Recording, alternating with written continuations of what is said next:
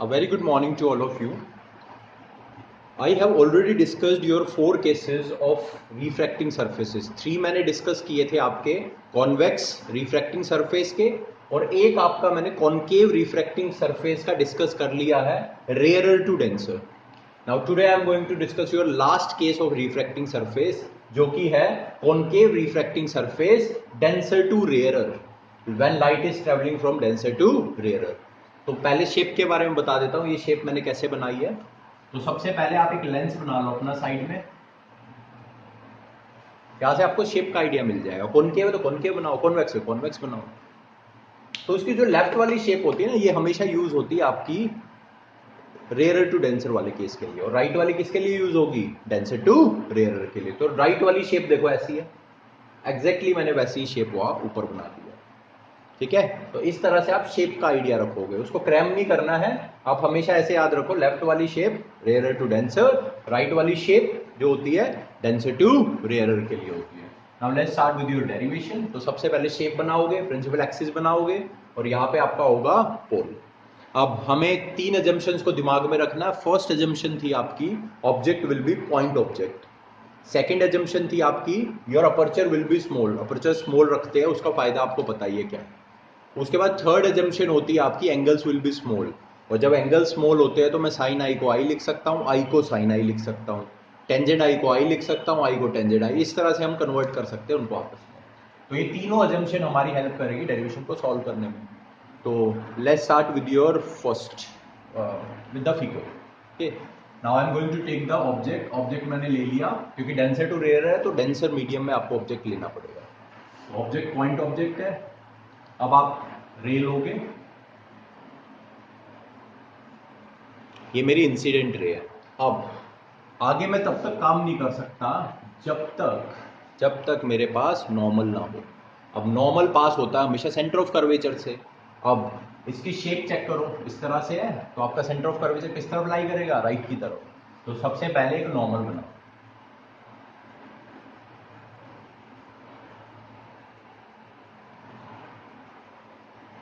and this normal will pass through center of curvature, उससे पास करेगा. अब आपकी रे आगे फॉरवर्ड करेगी, मूव करेगी, रिफ्रैक्शन होने वाली है, और आपको पता है इट विल बेंड टूवर्ड्स या away, because it is travelling from denser to rarer, so it will bend away from the normal. तो अगर टूवर्ड्स बेंड करती है तो ऐसे नीचे की तरफ आ जाती है, या अवे बेंड करेगी तो ऊपर की तरफ हो जाएगी आपकी, समथिंग लाइक दिस. ठीक है, away from the normal bend कर देगी. अब आप चेक कर सकते हैं, एक तो मेरी ये हो गई, और दूसरी मैं यहां से ले सकता हूं, दूसरी रे ये है. तो फर्स्ट रे ये पास हो गई मेरी, सेकंड ये है, ये कहीं मीट नहीं करने वाली, आगे जाके कहीं पे भी मीट नहीं करेगी. तो इसका मतलब इसको पीछे मुझे एक्सटेंड करना पड़ेगा, किसको, इस रिफ्रैक्टेड रे को. तो मैं इसको पीछे की तरफ एक्सटेंड कर रहा हूं.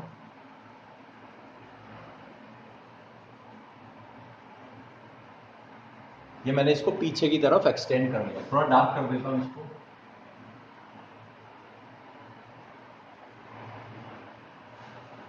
ये हो गई डार्क. तो ये यहाँ पे पीछे मीट करेगी इस रे के साथ, और यहाँ पे आपकी फॉर्मेशन होगी वर्चुअल इमेज की. वर्चुअल इमेज फॉर्म करता है ना कॉनकेव आपका, तो वर्चुअल ही फॉर्म होगी. अब हमारा नेक्स्ट काम है इसमें तुम्हारे एंगल्स, और हमें पता है हमारे पास 5 एंगल होते हैं. तो ट्रिक यूज करेंगे OIC, अल्फा बीटा गामा. तो ऑब्जेक्ट के साथ अल्फा, इमेज के साथ बीटा, और सेंटर ऑफ कर्वेचर के साथ ये बना दिया. अब इसके बाद एंगल ऑफ इंसिडेंस और एंगल ऑफ रिफ्रैक्शन.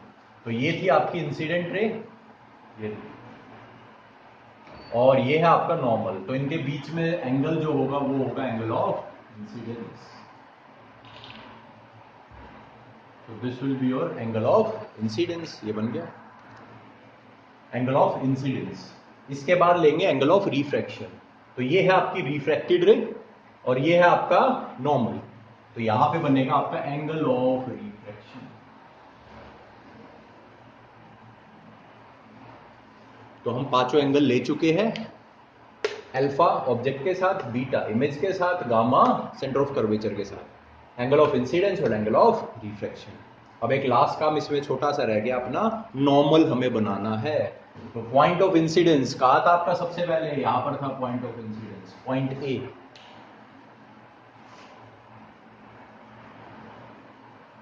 तो इस पॉइंट ए से का आप नॉर्मल डालोगे प्रिंसिपल एक्सिस के ऊपर।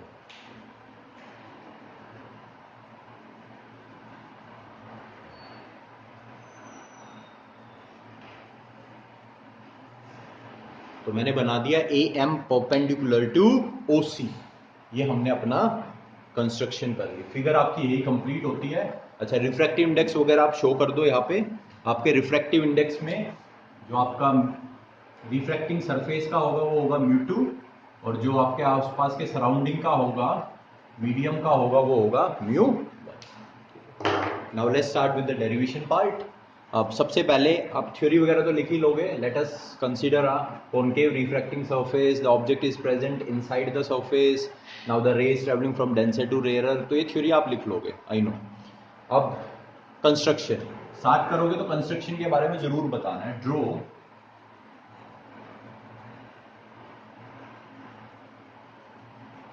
ए एम परपेंडिकुलर टू, पहले उसको बता दो कि आपने क्या कंस्ट्रक्शन की है ताकि एग्जामिनर को क्लियर रहे दिमाग में।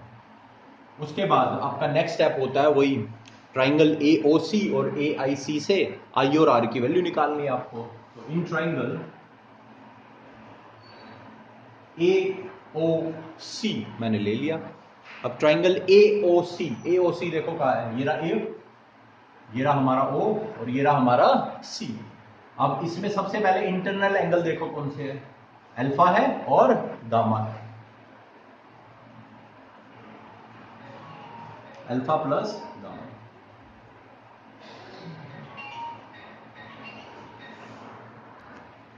तो ये थे आपके इंटरनल एंगल्स, और आपका एक्सटीरियर एंगल कौन सा होगा, वो होगा एंगल, प्रॉपर्टी यूज होगी इसमें exterior angle property, exterior angle property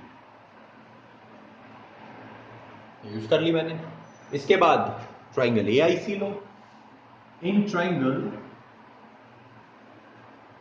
ए आई सी, इसमें देख चेक करते हैं सबसे पहले ए आई सी कहा है, ये रहा ए, ये रहा आई और ये रहा सी।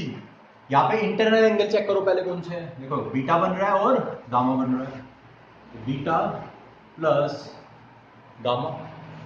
और एक्सटीरियर चेक करो, ऑब्वियसली यार इमेज वाला है तो उसमें रिफ्रैक्शन ही होगा तुम्हारा आर वाला, फिर भी चेक करोगे तो आपको साफ साफ क्लियर दिख जाएगा ये, ठीक है, आर एक्सटीरियर एंगल। तो यहां पर भी आपकी प्रॉपर्टी होगी एक्सटीरियर एंगल प्रॉपर्टी। ये इक्वेशन नंबर 1 बना लो, इसको इक्वेशन नंबर 2 बना लो। अब इसके बाद नेक्स्ट स्टेप क्या होता है, ये तो फर्स्ट स्टेप अपना कंप्लीट हो गया। नेक्स्ट स्टेप होता है, अब क्योंकि रिफ्रैक्शन हो रही है तो Snell's law for sure apply होगा, तो just apply the Snell's law. Applying Snell's law,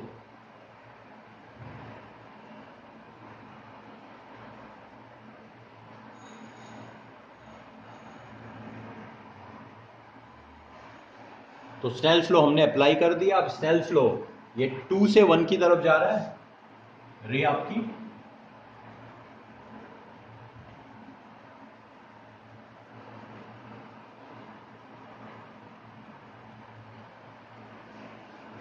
तो 2 में आपका है एंगल आई, आई यहां, और 1 में आपका एंगल आर, तो आर यहां। ये मैंने आपको पहले भी सिखाया। अब आप क्रॉस मल्टीप्लाई कर लो,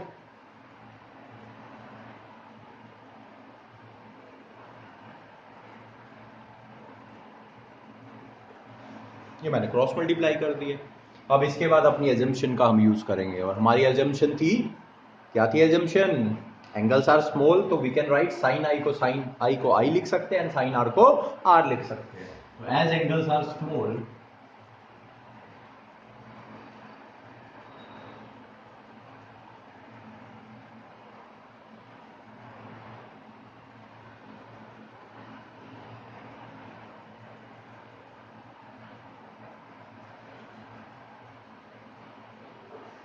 ये हम लिख सकते हैं, ठीक है। तो हमारी इक्वेशन बन जाएगी, that implies will get mu one r equals to V2 I, ये इक्वेशन नंबर 3 इसको आप बना सकते हो। अब इसके बाद कॉमन सेंस हम यूज करेंगे अपनी। कॉमन सेंस आई और आर की वैल्यू निकाल लिया भाई, ये जस्ट पुट इट, इसको पुट कर दो।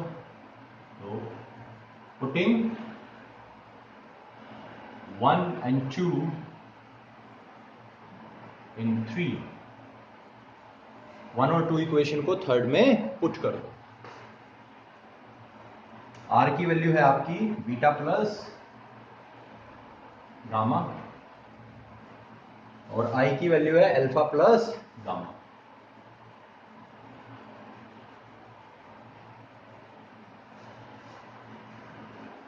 अब इसके बाद हम अपनी फिर से एजम्पशन यूज करेंगे, वही एंगल वाली, ठीक है। और बीटा अल्फा अल्फा गामा इन सबको क्या पुट करेंगे टेंजेंट की टर्म्स में। पता है ना क्यों टेंजेंट यूज करते हैं, क्योंकि टेंजेंट होता है परपेंडिकुलर बाय बेस। तो परपेंडिकुलर ए एम कॉमन हो जाएगा सब में, और बेस होगा आपका वो प्रिंसिपल एक्सिस पे, और ये डिस्टेंसेस हम मेजर कर सकते हैं पोल से, आपको पता है।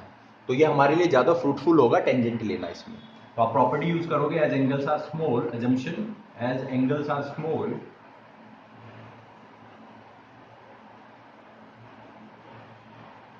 क्योंकि एंगल्स हमारे स्मॉल है तो हमारी इक्वेशन बन जाएगी μ1 tangent beta plus tangent gamma is equal to μ2 tangent alpha plus tangent gamma. ठीक है, अब क्या करना है, वैल्यूज पुट करनी है, इक्वेशन से पुट करो ऊपर से ट्राइंगल देख के। तो μ1 देखो टेंजेंट बीटा क्या है, tangent beta A I am triangle में टेंजेंट बीटा बनेगा ए एम अपॉन में एम आई।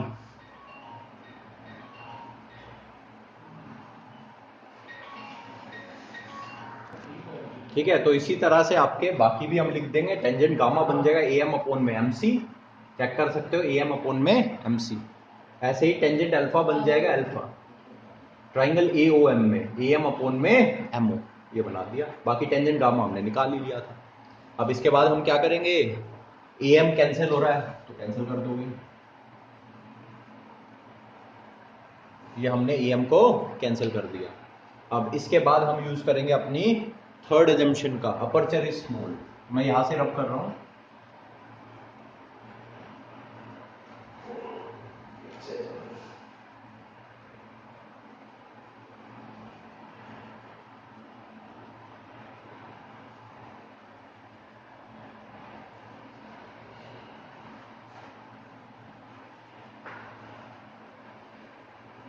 क्योंकि जब आपका अपर्चर स्मॉल होगा तो आपका ये point m will be very close to point p, तो we can write m is almost equal to point p. तो जहां भी आपका एम है वहां पे आप पी लिख सकते हो इस इक्वेशन में।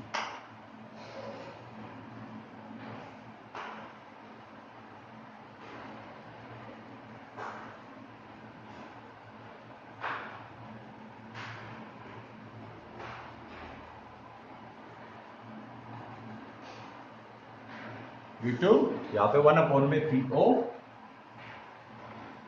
प्लस में 1 अपॉन में पी सी, ये आपकी इक्वेशन बन जाएगी। अब जस्ट ऊपर से वैल्यूज पुट करनी है। देखो पी आई पोल से लेके इमेज तक का डिस्टेंस क्या होता है, इमेज डिस्टेंस वी से डिनोट करते हैं।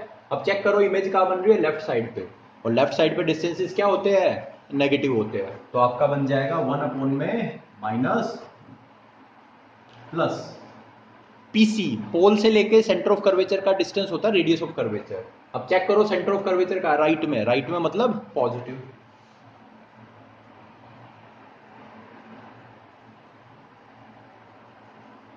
अब पीओ पोल से लेके ओ तक का ऑब्जेक्ट तक का डिस्टेंस होता है ऑब्जेक्ट डिस्टेंस, और ऑब्जेक्ट वैसे भी लेफ्ट में है आपका तो इट विल बी नेगेटिव, और लेफ्ट में ही होता है।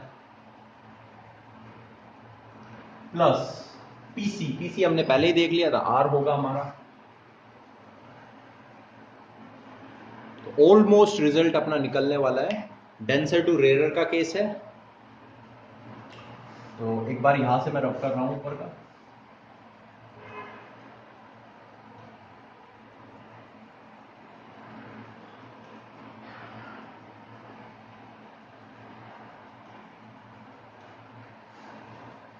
तो आप मल्टीप्लाई कर सकते हो इनको आपस में।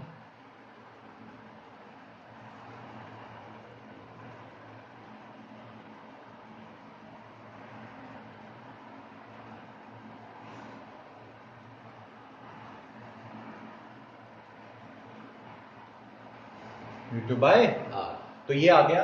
अब चीजों को सफल करना है, पर मैंने आपको ऑलरेडी ट्रिक बता रखी है कि कैसे करना होता है। एक बार दोनों फॉर्मूले रिकैप करवा देता हूं, फिर इसके बाद वो डायरेक्ट आप फॉर्मूला लिख सकते हो। एक बार फॉर्मूले हमने पहले याद किए, तो मैं फटाफट लिख रहा हूं एक बार। तो रेयर टू डेंसर क्या रिजल्ट बनता था हमारा, तो हमारे पास μ2 प्लस μ1 होता था, डिवाइड बाय माइनस u और यहाँ v, और इस तरफ हो जाता था μ2 माइनस μ1 अपॉन में r।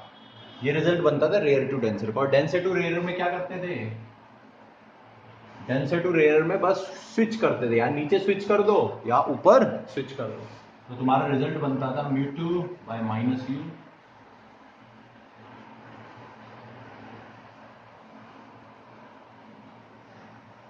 ये रिजल्ट बनता था, ठीक है। तो इस तरह आप साइड में अपना कहीं पे लिख सकते हो, तो आपको चेक करने की ज्यादा जरूरत नहीं है, वरना उसमें काफी प्रॉब्लम हो जाती है। कई बार बच्चा साइन कॉमन लेने में पजल हो जाता है।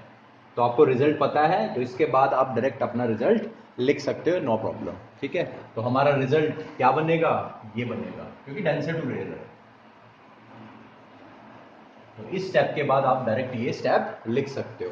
आप चेकिंग कर सकते हो करना चाहो तो। अगर मैं इसको, इस वाली टर्म को राइट साइड में शिफ्ट करूंगा, तो चेक कर लो मेरा यही बनेगा, बनेगा ना।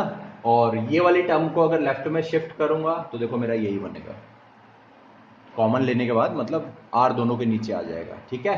तो आप इसके बाद अपना याद किया हुआ स्टेप डायरेक्ट लिख सकते हो। आपको इस तरफ उस तरफ ट्रांसफर करने की जरूरत नहीं पड़ेगी, क्योंकि पांचों केसेस में से एक केस ऐसा भी है, दो केस ऐसे भी मिल जाएंगे जिसमें आपको माइनस वगैरह कॉमन लेने पड़ेंगे, तो उस टाइम आप कंफ्यूज जाओगे।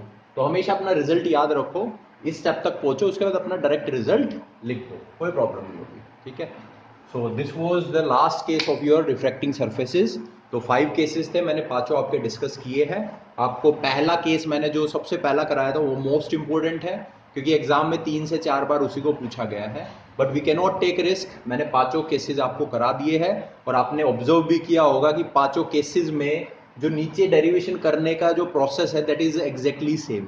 बस जो डिफरेंस आता है, that difference is only in your figure में डिफरेंस होता है, बाकी द अप्रोच इज सेम। बाकी आप लोग समझदार हो, you can do it, practice कर लेना उसको। अगर प्रैक्टिस नहीं करोगे तो ये आपसे नहीं हो पाएगा। तो आपको फिगर की प्रैक्टिस करनी है, डेरिवेशन आपको याद हो ही जाएगी, कोई प्रॉब्लम नहीं होगी। In next class I will be discussing your lens formula, और लेंस फॉर्मूला हम कॉन्वेक्स लेंस के लिए भी निकालेंगे, कॉनकेव लेंस के लिए भी निकालेंगे। तो उसमें भी वो भी डेरिवेशन काफी सिंपल होती है, कोई प्रॉब्लम उसमें नहीं आएगी आपको ऐसी। तो आपको कल मिलते हैं। Till then keep revising and keep updating yourself. अपना आसपास चीजें देखते रहो, कुछ क्वेश्चंस वगैरह अपने पढ़ते रहो, रिवाइज करते रहो। If you have any doubt just message me, I will clear that. Till then bye, see you tomorrow.